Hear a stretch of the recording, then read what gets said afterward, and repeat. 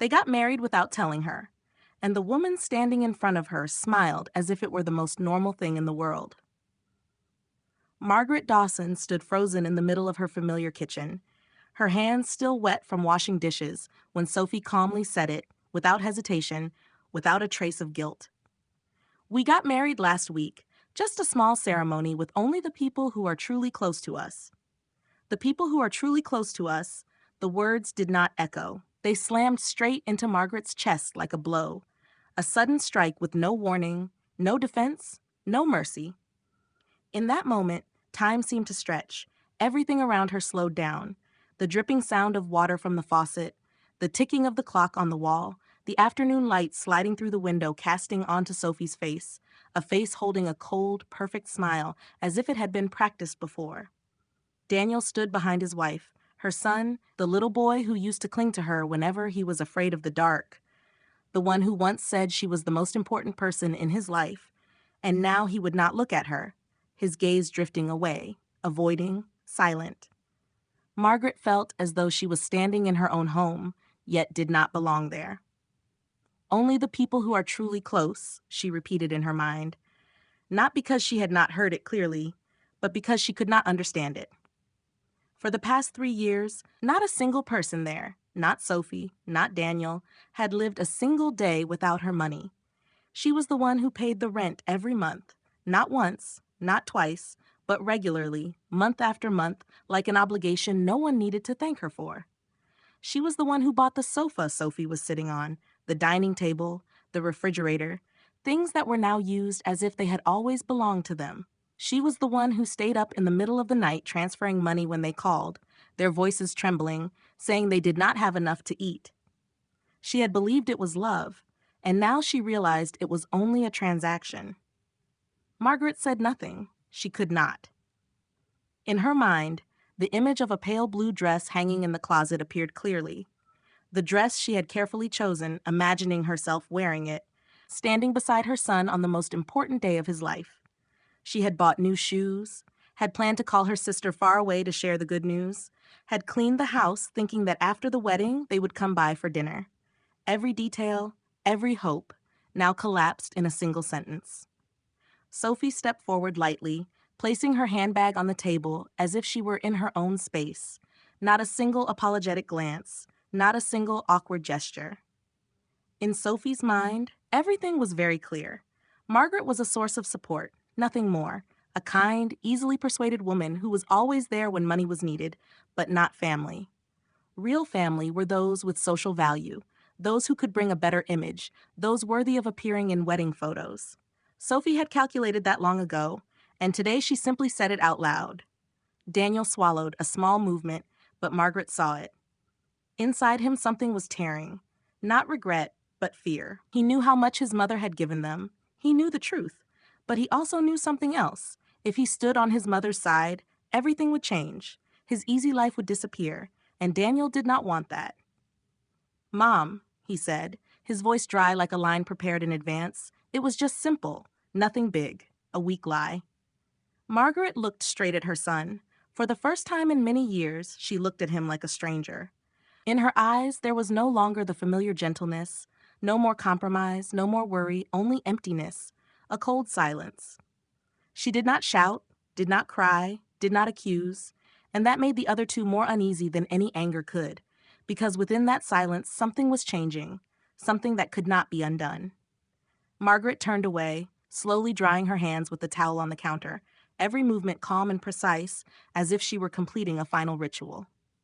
In her mind, numbers began to appear. Rent, food, furniture, emergency money, all stacking up, not like a burden but like evidence, proof of a truth she had refused to see. She was not weak as they thought, never had been. She simply chose love first, and they had mistaken that for foolishness. Margaret placed the towel down, turned back to look directly at Sophie, then at Daniel. 1 second, 2 seconds, no one spoke. But in that moment, a boundary had been drawn. And this time, the one who drew it was not them, but her. A storm was forming quietly, without a sound, yet strong enough to sweep everything away. Margaret took a step toward them, not fast, not slow, but enough for both of them to instinctively step back, just a fraction, something no one noticed except themselves. And in Margaret's eyes, for the first time, appeared something they had never seen before: power, not from money, not from giving, but from the fact that she could stop, and they had just realized something too late.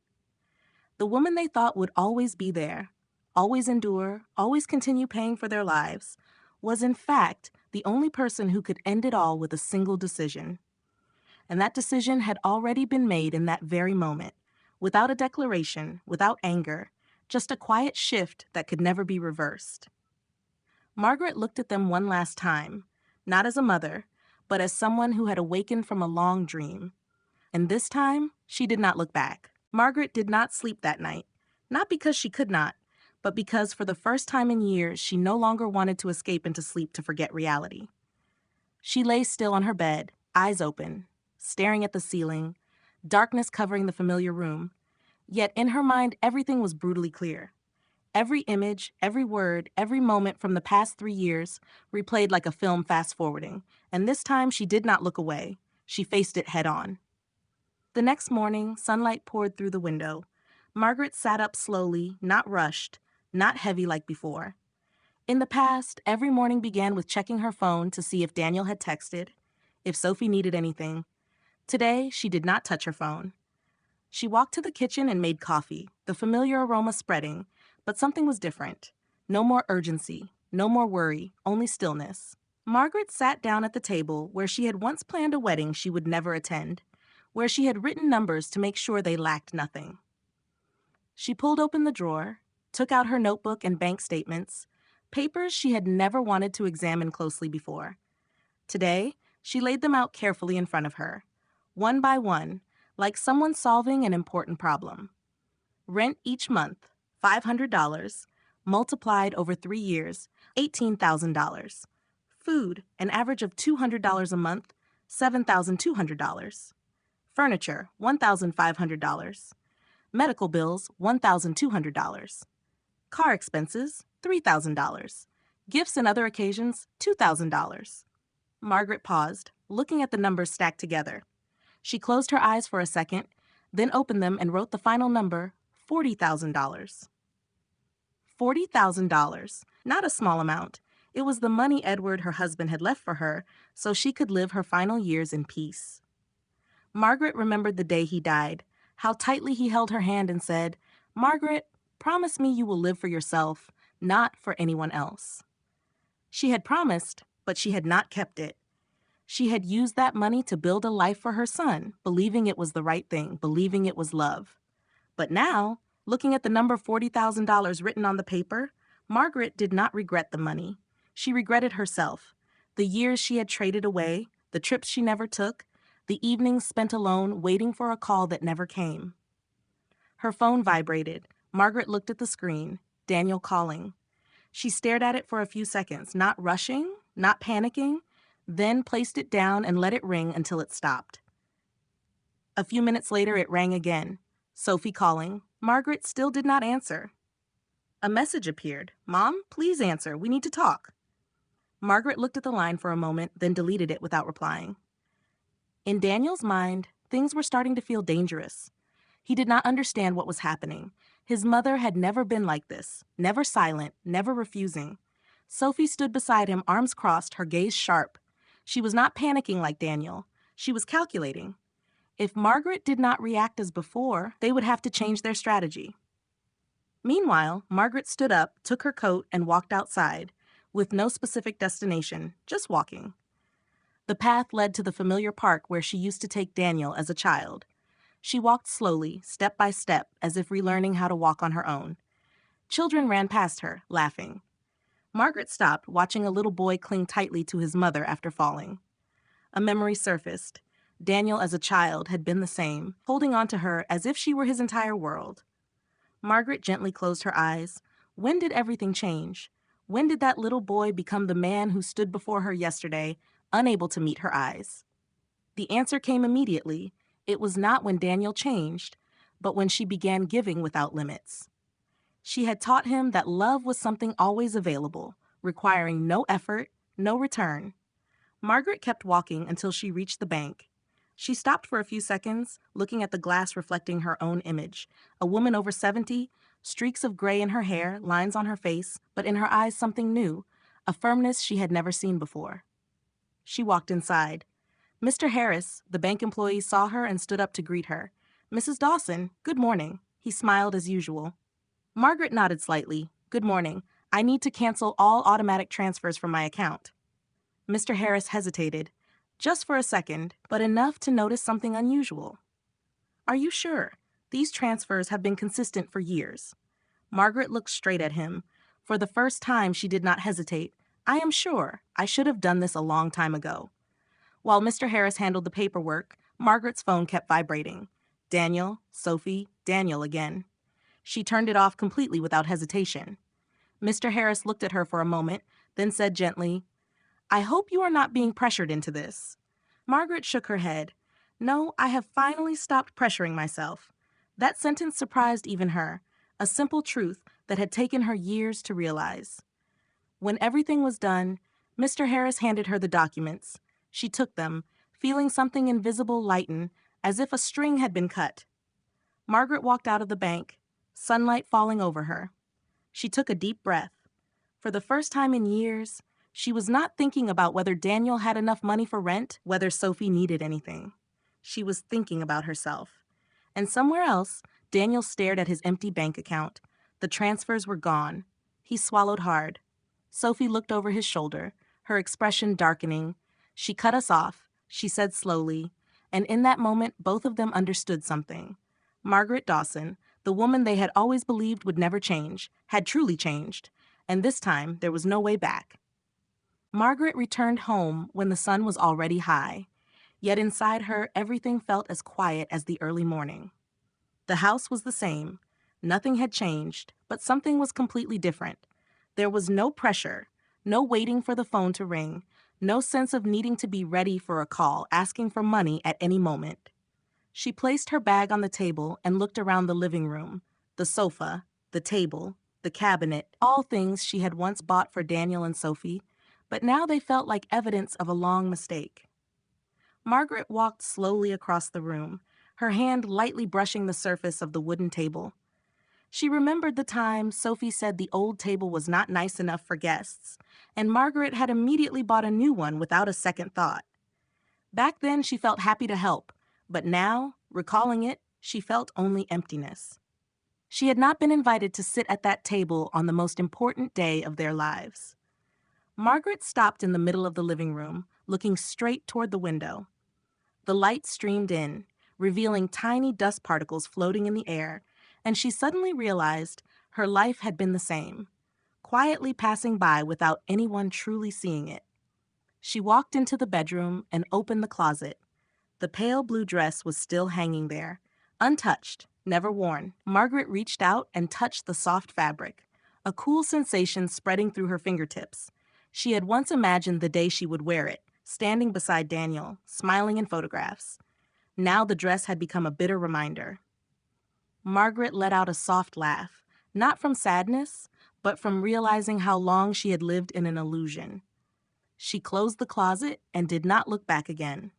Walking out, she returned to the dining table where the numbers still lay, $40,000. That number did not hurt her as much as the truth behind it. She had not bought love, she had only bought dependence. Margaret sat down, both hands resting on the table, her head slightly lowered. In her mind, Edward's voice echoed more clearly than ever. "Margaret, don't confuse being needed with being loved." She closed her eyes for a second. This time she did not avoid the memory. She faced it. Edward had seen this long ago, and she had not. She had chosen not to see. Margaret opened her eyes, her gaze completely changed. No more softness, no more hesitation, only clarity. She took a pen and paper and began to write, not a list of expenses, but a list of the things she had missed, the trips she never took, the meetings with friends she had canceled, the hobbies she had given up.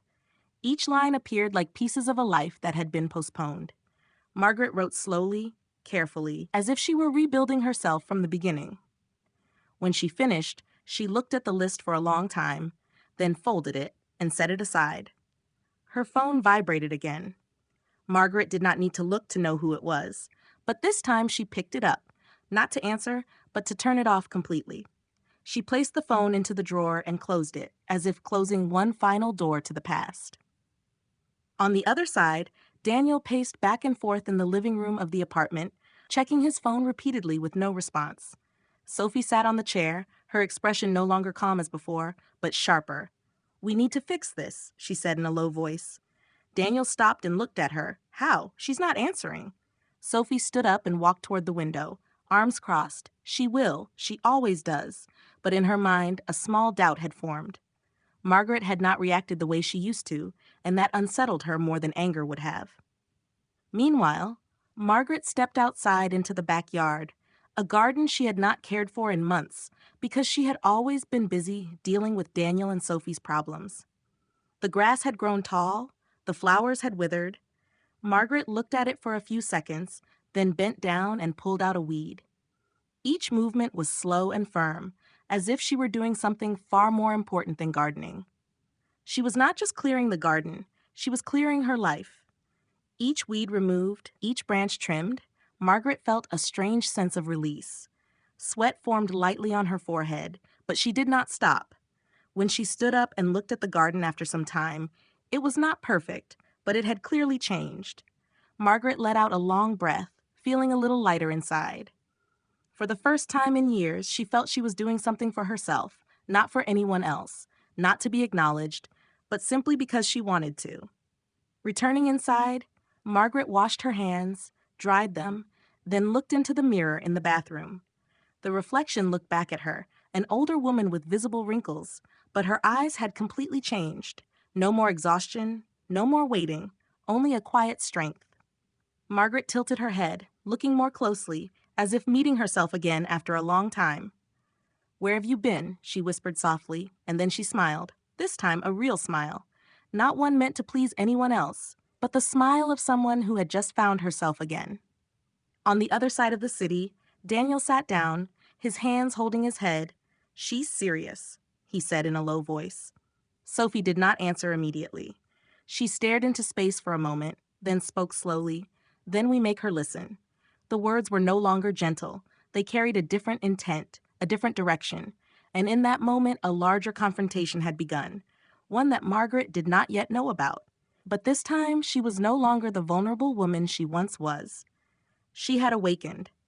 And when someone has awakened, they never go back to who they used to be.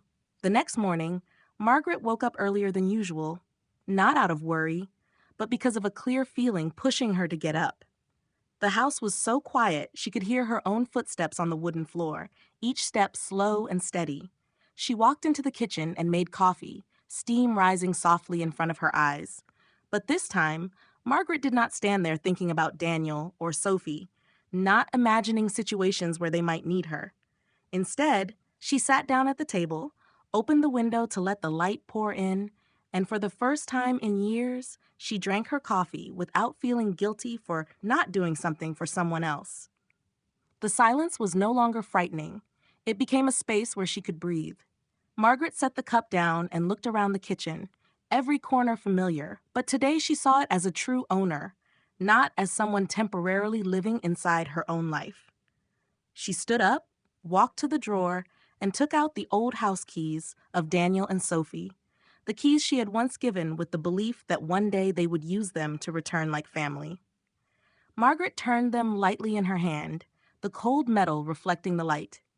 She remembered the moment she gave them to Daniel. He had hugged her and said thank you. But now that memory was no longer warm. It left only one question. Why had she handed over control so easily? Margaret tightened her grip on the keys, then placed them down on the table, not throwing them away, not rushing, simply placing them down like a full stop. She stepped outside and called a locksmith, her voice calm and clear. "I need all the locks changed today, the sooner the better." The voice on the other end confirmed a time. Margaret nodded even though the person could not see her. "Good. I'll be here." When she hung up, a strange feeling spread through her chest. Not fear, but something close to freedom.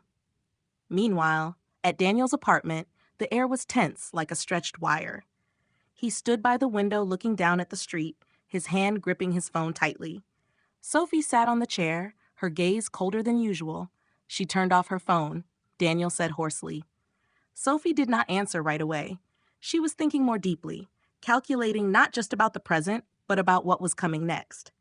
This is not just about the money, she said slowly. Daniel turned back. What do you mean? Sophie stood up and walked toward him step by step. It means she's changing. And in Sophie's mind, that was more dangerous than anything else, because the old Margaret could be predicted, could be controlled, but this Margaret could not. Meanwhile, Margaret stood in the front yard watching the locksmith's car pull up. A middle-aged man stepped out carrying a toolbox. He smiled politely. Morning, ma'am. Margaret nodded slightly. Thank you for coming. She gestured toward the door. I need every lock replaced, front, back, everything. The man nodded. No problem. Won't take long. Margaret stepped aside and watched him begin removing the locks, each movement firm and professional, the sound of metal clinking clearly in the air, each sound like a thread being cut. In her mind, old memories tried to push in. Daniel walking into the house without knocking, Sophie going straight into the kitchen and opening the refrigerator as if it were her own. Margaret had once seen that as normal, even as a sign of closeness. But now, watching the old locks being removed, she realized it was not closeness. It was intrusion that she had allowed for too long. When the first lock clicked open and was removed, Margaret felt something inside her also loosen, lighter. Not instantly, not completely, but clearly enough.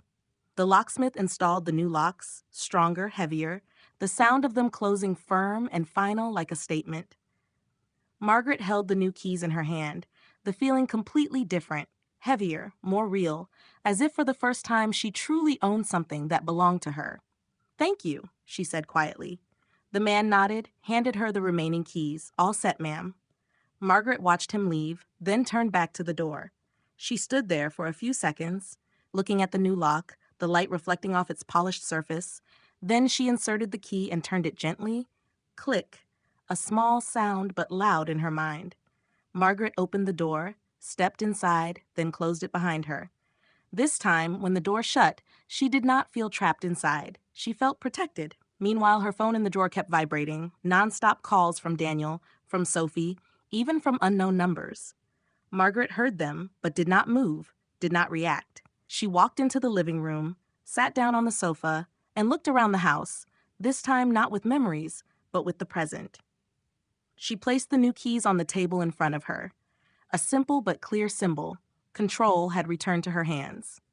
On the other side of the city, Daniel threw his phone onto the table. She's ignoring us completely. Sophie picked it up. Looking at the long call list, she took a deep breath, then said, We need to go there. Daniel looked at her, hesitation appearing in his eyes. What if she doesn't open the door? Sophie looked straight at him, her gaze sharp as a blade. Then we make her. And in that moment, a new plan began to form. No longer soft pleas, no longer gentle calls, but a more forceful step, one they believed would push Margaret back into her old place. But they did not know that the woman they were about to face was no longer the one they had controlled. Margaret sat in the quiet room as the morning light slowly shifted toward noon. She closed her eyes for a second, took a deep breath, then opened them, and in that gaze, there was no hesitation, no waiting, only a cold certainty that whatever came next, she would not step back. This time, she was no longer the one cornered. She was the one standing firmly in her own life, and anyone who wanted to enter would have to knock, not with an old key, but with a respect they had never had. The doorbell rang in the late afternoon as the sunlight began to slant downward. Margaret was standing in the kitchen, her hands still resting on the wooden table. She did not flinch, did not rush. She simply lifted her head and listened as the bell rang again, longer, more impatient, as if the person outside was not used to waiting. Margaret did not go to the door immediately. She dried her hands slowly, then walked toward the living room, her eyes passing over the newly installed camera screen. And there she saw Daniel and Sophie standing at the door with a strange man in a gray suit holding a briefcase. Margaret stood still for a few seconds, observing. Daniel was saying something to Sophie, and Sophie had her arms crossed, her face no longer carrying that familiar smile, replaced instead by tension poorly concealed. The stranger looked around as if assessing the house. Margaret knew immediately this was not a normal visit. She took a deep breath, then walked to the door and opened it. Not fast, not slow. The door parted slightly, light from outside pouring in. Daniel exhaled as if relieved. "Mom, finally," he said, trying to sound calm but unable to hide the urgency. Sophie immediately stepped forward. "Margaret, we've been trying to reach you." Margaret did not respond right away, her gaze shifting to the stranger. He stepped forward and extended his hand. "Good afternoon, Mrs. Dawson. I'm Richard Cole, family attorney. I'm here because your children are concerned about your recent behavior." Margaret did not shake his hand. She looked straight at him for 1 second, 2 seconds, then turned to Daniel, concerned about what? Daniel swallowed, his eyes wavering for a brief moment before he regained his rehearsed tone. "You've been acting different, Mom, cutting us off, ignoring calls. That's not like you." Margaret tilted her head slightly. "Different." She repeated the word as if considering it. "It's called making decisions." Daniel fell silent. Sophie stepped inside without waiting to be invited. Margaret instinctively stepped back half a step, not out of weakness, but to observe. Sophie walked straight into the living room as if the house still belonged to her. Daniel followed, and the lawyer closed the door behind them. Click, a small sound. But this time, Margaret felt it differently. No longer familiar, but intrusive. Margaret turned and stood in the middle of the living room, keeping a clear distance.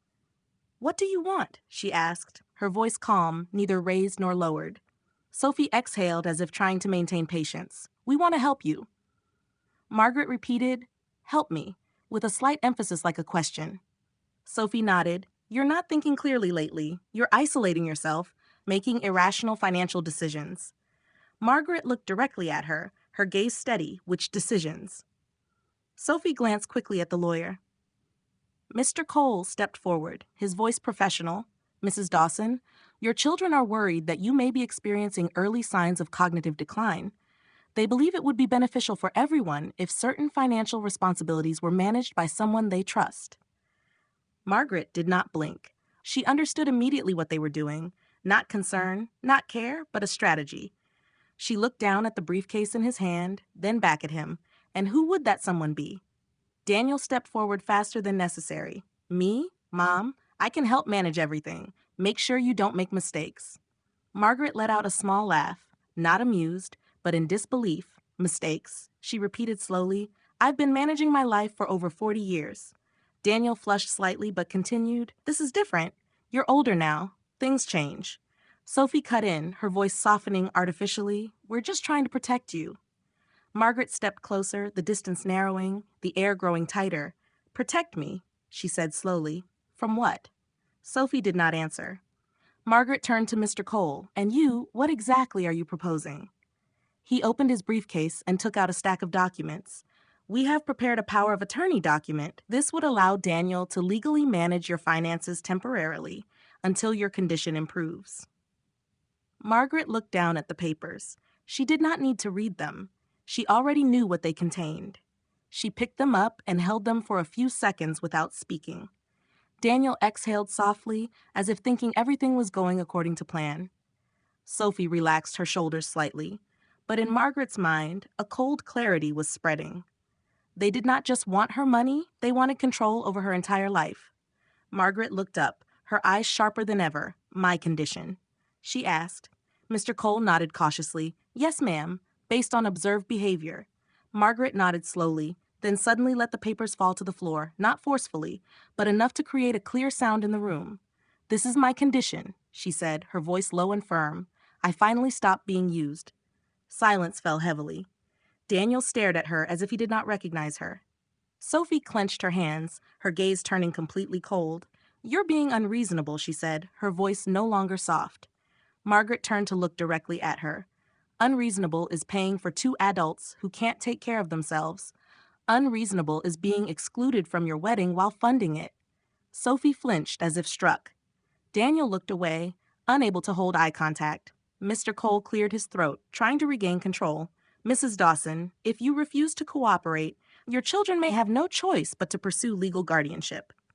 Margaret turned her head toward him, her gaze cold as steel. "Try me," she said shortly, without a hint of hesitation. The room seemed to freeze in that moment. Sophie dropped all pretense, stepping forward, her voice low and filled with anger. You can't do this to us. We have obligations, bills, plans. Margaret tilted her head slightly. Plans based on my money. Sophie did not answer. Daniel finally spoke. Mom, please, we can fix this. Margaret looked at him for a long time, and in her eyes there was no longer the image of the little boy from before, only a man afraid of losing his source of support. Nothing needs fixing, she said gently, but everything is changing. She walked to the door and opened it firmly. The conversation is over. Daniel stood still. Sophie did not move. Mr. Cole slowly gathered the documents, realizing the situation had completely shifted. Margaret held the door open, light pouring in like a clear boundary. You need to leave, she said one last time, not loudly, but impossible to ignore. And in that moment, all three of them understood. The power in that room had changed hands, and they no longer held it. The door closed behind them with a sharp, clean sound, but its echo lingered in the space for a long time. Margaret stood still for a few seconds, her hand still resting on the doorknob, as if feeling its solidity once more. Then she let go and turned back to the living room. Not rushed, not trembling, not regretful, only a cold, clear stillness spreading through her body. She knew this was not over. She understood all too well that Daniel and Sophie would not stop there. People who were used to living off others would not let go easily. And Margaret also knew that this time she needed to prepare, not just emotionally, but strategically. She walked straight to the phone, took it out of the drawer, and turned it on. The screen lit up instantly, flooded with messages and missed calls, but she did not read them, did not open them. She scrolled through her contacts and found another name, Mr. Collins, the lawyer she had met years ago when handling Edward's will. Margaret pressed call without hesitation. After a few rings, the line connected. Mrs. Dawson, the man's steady voice came through. Margaret exhaled softly. It's Margaret. I need your help. And in that sentence, there was no weakness, only clear determination. That afternoon, Margaret sat in Mr. Collins's office, soft light streaming through the large window, the quiet space giving a sense of control, completely opposite to the chaos of the previous days. She told him everything from the beginning, leaving out no detail, from the secret wedding to the confrontation that morning. Mr. Collins did not interrupt, he simply listened, took notes, occasionally nodding. When Margaret finished, he set his pen down and looked directly at her. Mrs. Dawson, what you're describing is a classic case of financial manipulation, possibly escalating into coercion. Margaret was not surprised. She had known that deep down. I want to protect myself, she said simply. Mr. Collins nodded. Then we act now. First, we secure your assets. Second, we document everything. Third, we prepare for legal action if necessary. Margaret nodded without hesitation. Do whatever it takes. In that moment, Mr. Collins understood clearly that the woman sitting in front of him was no longer a victim, but someone ready to fight. Meanwhile, at the apartment, Daniel could no longer sit still. He paced back and forth across the living room, frustration visible in every step. This is insane, he said loudly. She can't just cut us off like this. Sophie stood near the window, her gaze distant, but her mind moving quickly. She already did, she replied in a low voice. Daniel turned back. So what now? We just sit here. Sophie looked at him, her eyes sharp. No, we push harder. Daniel hesitated. Harder. How? Sophie stepped closer, lowering her voice. If she won't give it willingly, we make sure she has no choice. That sentence made Daniel fall silent for a second, a thought flashing in his mind that he did not want to name, yet he did not reject it. Meanwhile, Margaret left the lawyer's office with a folder in her hand. A plan had begun to take clear shape. She was no longer reacting emotionally. Every step now had purpose. She stopped by a security equipment store, a decision she would never have considered a few days ago. But now it made perfect sense. I want a full system, cameras, alarms, everything, she told the clerk. A young man who looked at her with slight surprise before nodding. Yes, ma'am, we can install tomorrow. Margaret did not hesitate. Good, I'll be ready. When she stepped out of the store, the day was already leaning toward evening, golden light stretching across the street. Margaret paused for a moment, watching the flow of people, a strange feeling settling inside her, no longer bound, no longer rushing back to fix someone else's problems. For the first time in years, she had no obligations to anyone but herself, and that feeling was both unfamiliar and powerful. She kept walking, each step more certain. When she arrived home, Margaret placed the documents on the table, then walked through the house as if seeing it with new eyes. Each room, each corner, was no longer a place serving others, but a space that belonged to her. She stopped at the front door, her hand lightly touching the new lock, the cold metal firm like a reminder that everything had completely changed. Her phone vibrated. Margaret looked down at the screen, an unknown number. This time she answered, not avoiding it. Hello, her voice calm. On the other end was Sophie. Renata, please don't hang up. Her voice different now, no longer confident, with a hint of urgency. Margaret said nothing, just waited. Speak. Sophie took a breath. We need to talk. This has gone too far. Margaret let out a soft laugh. Yes, it has. Sophie fell silent for a second, then softened her tone. We can fix this. Just tell us what you want. Margaret looked out the window, her gaze distant. I want nothing from them, but she did not say it. She only said one thing, respect. Silence stretched. Sophie did not respond immediately because both of them knew that was something they had never given and did not know how to give. Margaret continued, calm but firm. You made your choice. Now I'm making mine. She ended the call without waiting for a reply. This time there was no hesitation, no guilt, only a clear decision. She set the phone down, returned to the table, and opened Mr. Collins's folder. Each page outlined the necessary steps. Margaret read slowly, absorbing every detail, and when she looked up, her eyes were completely different. No longer the woman pushed into a corner, but someone preparing to step into a battle she would not lose. Because for the first time, she was not fighting for someone else. She was fighting for herself. And on the other side, Sophie stood still, staring at the phone in her hand, her face growing colder. She's not coming back, she said quietly, almost to herself. And in her eyes, there was no more pretense, only one thing, determination. If they could not bring Margaret back with words, they would find another way. And this time, everything was about to become far more dangerous. In the days that followed, everything moved in a strange kind of silence. On the surface, life seemed normal, but beneath that calm layer, an undercurrent was forming. Margaret could feel it, not with her eyes, but with the instinct of someone who had begun to see things clearly. She no longer waited for calls, no longer checked her phone every morning. Instead, she created a new rhythm for herself, slow but intentional. In the morning, she drank coffee and read the news. At noon, she tended to her garden. In the afternoon, she went for walks, and for the first time in many years, she did not feel empty when she was alone. But that quiet did not last. On the fifth day, the doorbell rang around midday. Margaret was in the kitchen cutting fruit. She paused and listened. It was not the rushed ringing Daniel used to have, but a steady, controlled tone. She walked out and looked at the camera screen. A woman stood at the door, neatly dressed, holding a folder. Margaret had never seen her before, but there was something in the way she stood, in the way she held her gaze, that made Margaret understand immediately this was not a social visit. She opened the door slowly. The woman smiled politely. Good afternoon, Mrs. Dawson. I'm Claire Bennett from Adult Protective Services. We received a report regarding your well-being. Margaret showed no emotion. She simply nodded. Come in. Claire stepped inside, her eyes quickly scanning the house. Everything was tidy, clean, with no visible signs of concern. But she maintained her professional tone. I'll need to ask you a few questions if that's all right. Margaret sat down across from her, her voice calm. You can ask. Claire opened the folder and flipped through the pages.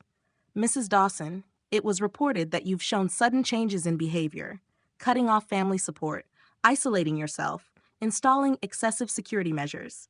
Margaret listened to every word without interrupting, her mind quickly connecting the pieces.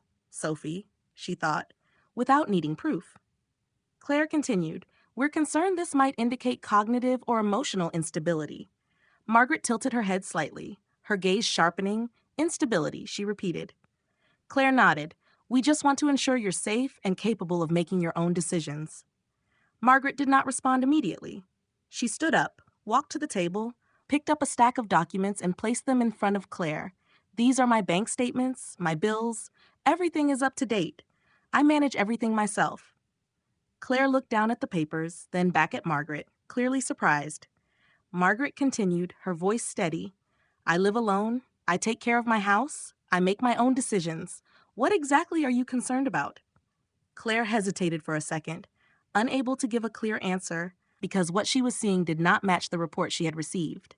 Meanwhile, in another place, Sophie sat in the living room, her eyes fixed on her phone. Daniel stood nearby, nervous. Do you think this will work? Sophie did not look up. It has to. Daniel swallowed. What if she proves she's fine? Sophie finally looked at him. Then we escalate.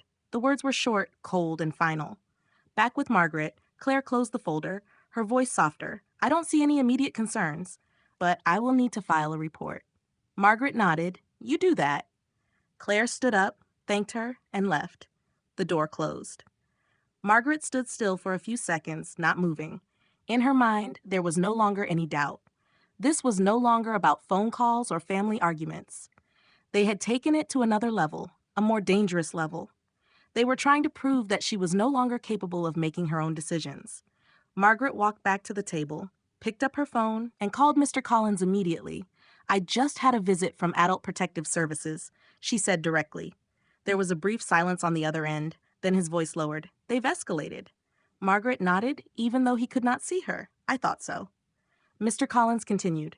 We expected this. We need to document everything from now on. Every visit, every call, every interaction. Margaret looked out the window, her gaze distant but focused. I will. In that moment, she understood clearly that this battle would not end quickly, and it would not be clean. They would use every method, every tool to regain control. And Margaret understood something even more important. She could no longer remain on the defensive. She needed to prepare for a real fight.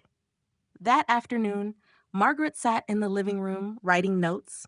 The time Claire arrived, the content of the conversation, her own responses, every detail carefully recorded, not because she was afraid, but because she was building evidence, each line like a brick laying the foundation for something bigger. When she set the pen down and looked up, her eyes had completely changed, no longer reactive, but ready to strike back. Meanwhile, Sophie stood by the window, her gaze cold as ice. She handled it. She said quietly. Daniel looked at her, confused. What? Sophie turned, her voice low but sharp. She's stronger than we thought. Daniel was silent for a second, then asked, So what do we do? Sophie stepped closer, lowering her voice. We don't stop. Those words were no longer a plan. They were a declaration of war. On the other side, Margaret set her pen down, closed the notebook, and placed it neatly on the table. She stood up and walked outside, taking a deep breath, the cool afternoon air brushing against her skin, but inside her, a quiet heat of determination was rising. She knew that from this moment on, everything would become harder, more complicated, more dangerous. But this time she was no longer alone, and more importantly, she was no longer the woman they could control. Because once someone has seen the truth, they cannot return to the darkness. And Margaret Dawson had seen it all. The court date arrived sooner than Margaret expected. That morning she woke before the alarm, not out of anxiety, but because of a cold clarity running through her body. She stood in front of the bedroom mirror, soft light falling across a face shaped by years. Yet today, there was something different in her eyes. No trace of hesitation, no softness of someone who always put others first. Margaret adjusted her dark coat, each movement slow and precise, as if preparing for a ritual more significant than a trial. This was not just about money, not just about control. It was about whether she had the right to exist as an independent person. Downstairs, Mr. Collins's car was already waiting. He stepped out and opened the door for her, his look brief but certain, ready. Margaret nodded once. Yes. The drive to the courthouse passed in silence. She looked out the window, familiar streets slipping by, each scene like a fragment of the life she once lived, a life where she placed others above herself. And now she was heading to a place that would decide whether she had the right to live differently. When they arrived, the courthouse hallway was cold and bright. Margaret stepped out, her shoes striking the stone floor with a clear sound, each step echoing like a statement. In the distance, Daniel stood with Sophie and another lawyer, all dressed formally, their faces tense. Daniel saw her. His eyes flickered for a moment before he quickly looked away. Sophie did not. She stared directly at Margaret, her gaze cold and unhidden. This was no longer a family. This was two opposing sides. Margaret did not stop, did not speak. She walked straight into the courtroom and sat beside Mr. Collins. The hearing began without noise, without visible drama, only carefully chosen words, but beneath it was a fierce battle. Daniel's lawyer stood, his voice steady but laced with subtle manipulation. Your Honor, Mrs. Dawson has exhibited sudden behavioral changes, isolation, paranoia, and irrational financial decisions. He spoke slowly, painting the image of a fragile woman losing control. Margaret sat still, not reacting, but in her mind every word was analyzed, every sentence taken apart. Sophie was called to testify. She stepped forward with a perfect appearance, her eyes slightly moist, her voice gently trembling as if rehearsed. Renata has always been like a mother to me, she began, and now seeing her like this, it's heartbreaking. Margaret looked at her without blinking. She recognized every pause, every emphasis. It was not emotion, it was performance. When Margaret's lawyer stood, the cross-examination began. Mrs. Dawson's daughter-in-law, he said calmly, when was the last time you visited her without asking for money? Sophie froze for a second, too quick to hide. Well, we always talk about many things. Can you give a specific example? The silence stretched, no clear answer. Daniel was called next. He stepped forward, avoiding eye contact. Your Honor, my mother has been acting irrationally, cutting us off, refusing communication. We are concerned for her well-being. Margaret looked at her son, and for the first time in many years, not with love, but with full awareness. This was an adult choosing his own interests over the truth. Mr. Collins stepped forward, his tone sharper. Mr. Dawson, how much financial support have you received from your mother in the past years? Daniel did not answer immediately. The pause stretched before he muttered, I don't know the exact amount. Mr. Collins placed documents on the table. $40,000. Does that sound familiar? Daniel stayed silent. The room seemed to freeze. The number hung in the air like a verdict. Mr. Collins continued, how many times have you visited her without asking for money? No answer. Is it true you attempted to have her sign a power of attorney? Daniel swallowed. We were trying to help. Help yourself to her assets, Mr. Collins cut in. The question landed heavily. Sophie clenched her hands while their lawyer tried to object, but the damage had already been done. The next witness was Claire from Adult Protective Services. She presented the initial report, but then admitted she found no evidence of instability. Margaret sat there, watching everything unfold like a picture where, for the first time, she was not the victim but the one who understood the rules. Finally, Mr. Collins stood, Your Honor. We present a medical evaluation from a licensed specialist confirming Mrs. Dawson is fully competent. A doctor stepped forward to testify, his voice firm. Her cognitive functions are above average for her age. No signs of decline. The energy in the room shifted. Margaret was called. She stood and walked to the stand, each step steady, not rushed, not trembling. Your Honor, she began, her voice not loud but clear. I did not change. I woke up. Silence spread across the room. She continued. For years I supported my son and his wife financially. I believed it was love, but I was wrong. It was dependency. When I stopped, they didn't ask why I was hurt. They tried to take control of everything I have. Margaret paused for a second, her gaze moving across Daniel, then Sophie. They didn't come here as family. They came as claimants seeking ownership over my life. The words fell heavy, without emphasis, without raised tone, standing there as undeniable truth. The opposing lawyer tried to shift the narrative, questioning her about the alleged unusual behaviors. But Margaret answered each question clearly, logically, without a single mistake. When the hearing ended, the judge left the room to deliberate. Margaret sat down, her hands resting together, not trembling, not clenched, simply calm. Daniel looked at her this time without turning away, but the confidence was gone, replaced by a trace of unease. Sophie stared straight ahead, her face rigid. When the judge returned, the room fell completely silent. After reviewing all evidence, he began, It is clear Mrs. Dawson is fully competent. Her decisions, while unfavorable to the plaintiffs, are rational and within her rights. The request for guardianship is denied. Margaret did not exhale in relief, did not smile. She simply sat there, absorbing the words as a final confirmation, not for the court, but for herself. The battle was not over, but today she had won an important fight, and for the first time in many years, Margaret Dawson was no longer defined by what she gave, but by what she chose to keep for herself. There was no cheering as Margaret walked out of the courtroom. No victorious embrace, no tears of release, only a deep, lingering silence that followed each of her steps along the long corridor, cold, white lights reflecting off the polished stone floor. She walked slowly, without hurry, without looking back. Mr. Collins walked beside her, his eyes watching as if to make sure she was all right. But she was more than okay. She was not trembling, not short of breath, not weakened as the other side had tried to prove.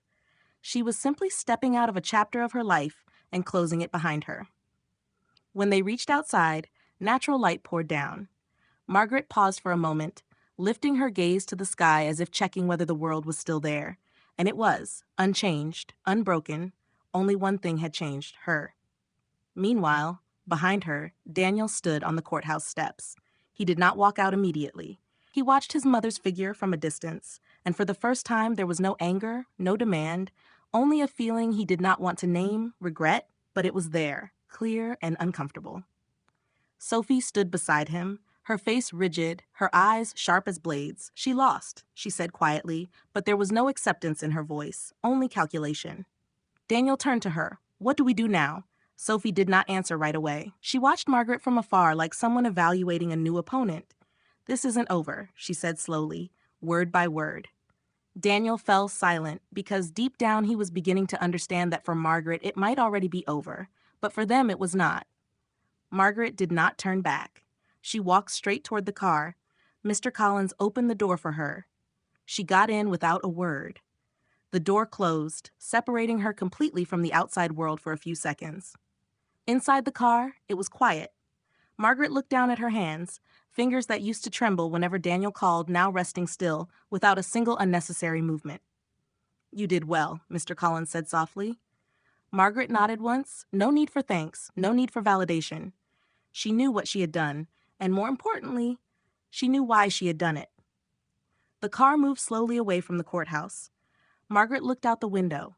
Everything passed by as usual, but in her mind there were no longer the old loops of thought.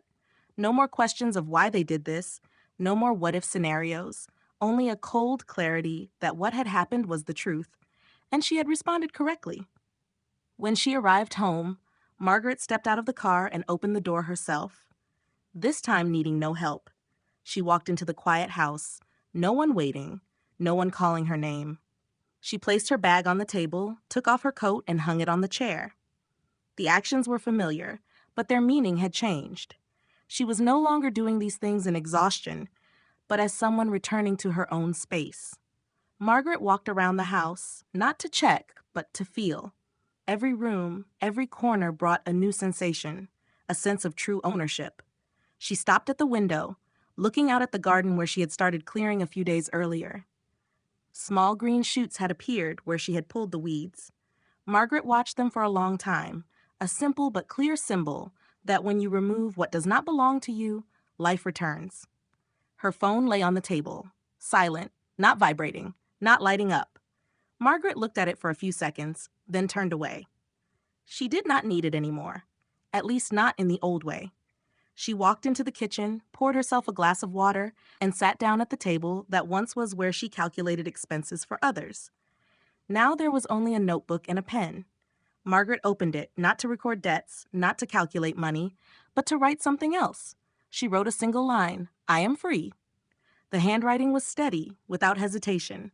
Then she stopped, not writing any further. It was not necessary. Meanwhile, somewhere else, Daniel sat alone in the apartment. Sophie had left temporarily, either to call another lawyer or to plan something new. Daniel did not know. He only knew that the room suddenly felt smaller, quieter, and emptier. He looked around. Everything in that apartment carried traces of his mother. The chair, the table, the refrigerator, things he had never thought about before, now seemed to be looking back at him. Daniel lowered his head, hands clasped together. For the first time, a question appeared. Not how to get the money back, but how did everything come to this? And he had no answer. Sophie returned later, her expression unchanged. "We need to appeal," she said immediately. Daniel looked up, tired. "Is it worth it?" Sophie looked at him as if the question did not exist. "It's not about worth it. It's about control." Daniel fell silent. because deep inside he was beginning to understand what Sophie refused to say out loud. Margaret had not only taken back the money, she had taken back power, and that was something they could not accept. Back with Margaret, she stood up, closed the notebook, placed it neatly on the table, then stepped outside. The afternoon air was cool, a light breeze moving through her hair. Margaret took a deep breath, not to calm herself, but to feel her own presence. No one needed her anymore. No one depended on her, and for the first time, that did not frighten her. It made her feel unbelievably light. Margaret looked up at the sky, the sunlight softening as if ending a day. But for her, this was not an ending. It was a beginning. She did not know what the future would be, did not know what Daniel and Sophie would do next, but for the first time, she did not need to know, because whatever they did, one thing could no longer be changed. Margaret Dawson was no longer the woman they once controlled, and she would never return to who she used to be. 3 months later, Margaret's old house was no longer hers. The for sale sign had been taken down, the front garden trimmed neatly one last time, but this time not to welcome anyone, only to close a chapter. Margaret stood on the balcony of her new apartment, looking down at the street below, people moving in a steady rhythm, no one knowing who she was, no one needing to know, and that gave her a deep sense of relief. The new apartment was not large, not luxurious, but it was tidy, bright, and enough for one person to live without sharing, without sacrificing. Margaret set her cup of tea down on the small table by the window, morning light pouring in and warming the room. She had chosen this place not for the price, not for the location, but for the feeling when she first stepped inside, a sense of peace she had not felt in many years. Meanwhile, somewhere else, Daniel and Sophie were packing up their old apartment. There were no more new items, no more abundance. Sophie folded clothes with quick, efficient movements, her eyes cold, while Daniel moved more slowly, everything he did lacking certainty, as if a part of him still had not accepted the change. "We had everything," he said quietly, almost to himself. Sophie did not look up. "We had nothing," she replied shortly. "We had her money." The truth hung between them, heavy and undeniable. Back with Margaret, she walked into the living room where a new easel stood near the window, tubes of paint arranged neatly, things she had once loved before her life was filled with the needs of others. Margaret stood in front of the easel, brush in hand, hesitated for a second, then placed the first stroke onto the blank canvas. The color spread slowly, imperfect but real. She was not trying to create something beautiful. She was simply painting, and in each small movement there was a sense of release. Margaret paused, looking at the unfinished painting, then smiled softly, a smile that did not need to be seen or acknowledged. That afternoon, Margaret left the apartment and walked along the new street. She stopped at a small cafe, sat down, ordered a coffee, and opened her old notebook. But this time what she wrote was not numbers, not expenses, but plans. Her first trip in many years, a trip she had postponed for too long. Margaret wrote the name of the first city, Paris, and underlined it, not because she was certain she would go, but because for the first time she allowed herself to dream without asking anyone for permission. Meanwhile, Sophie stood in their new small kitchen. She opened the refrigerator, nearly empty, her gaze darkening. "We need to figure something out." Daniel stood behind her without speaking, looking at the confined space they now lived in. Everything felt different, smaller, tighter, more real than before. Sophie turned, her voice sharp. "We don't need her." Daniel looked at her for a second, then looked away, because for the first time he was no longer sure that was true. Margaret returned to her apartment as evening began to fall. She turned on the lights, a warm glow filling the space. She hung her coat, placed her keys on the table, a new habit she had formed, a small but clear sign that she was living on her own rhythm. Her phone lay on the table, silent, no calls, no messages. Margaret looked at it for a second, then smiled faintly, not out of joy, but because she was no longer waiting.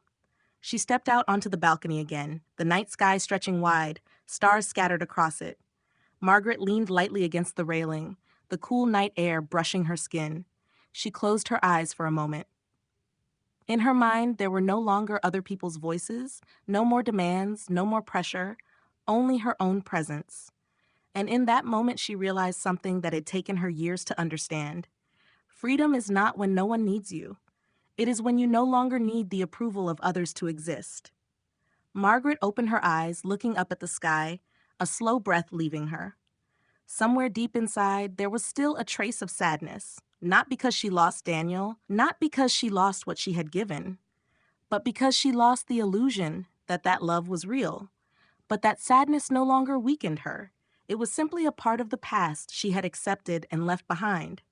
Margaret stepped back inside, closed the balcony door, warm light filling the space. She walked to the easel, looked at the unfinished painting, picked up the brush, and added another stroke. Imperfect, not needing to be perfect, because this time, her life did not need to meet anyone's standards but her own. And as Margaret Dawson stood there in her small apartment, painting the first colors of her new life, she was no longer the woman who once stood frozen in her kitchen 3 months ago.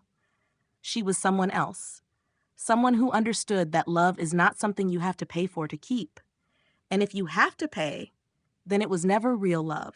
If you are listening to this story and you ask yourself what you would do in Margaret's place, pause for a moment and think carefully. Would you keep giving, or would you choose yourself? Share your thoughts, because stories like this are not just stories. They are mirrors. And if something in it speaks to you, don't forget to stay and follow, because many more stories are waiting ahead. If Margaret's story made you think, ask yourself one simple question.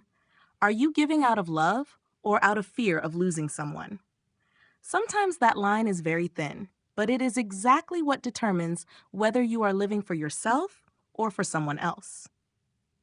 If you have ever been in a similar situation or are going through something like this right now, share your story, because your experience might be the very thing that helps someone else become stronger. If you find this content meaningful, don't forget to like and follow so you won't miss the next stories. Each one carries a different perspective, a lesson, and maybe even a turning point for you. Thank you for staying until the end, and see you in the next stories.